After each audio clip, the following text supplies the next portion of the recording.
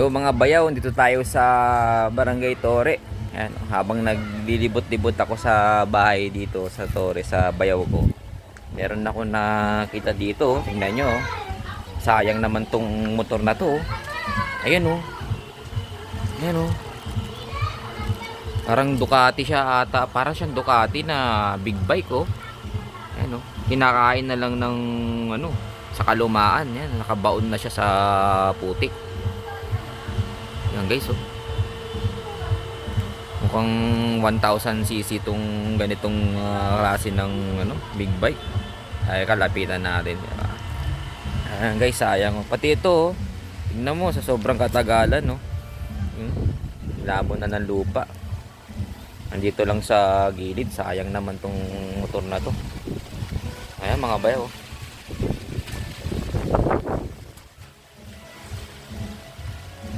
Big bike na motor oh. Sayang oh.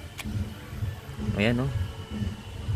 Dito lang kinakain lang ng ano na oh, halos meron ng ano dun oh, corrosion dun sa ano, lubog na sa lupa.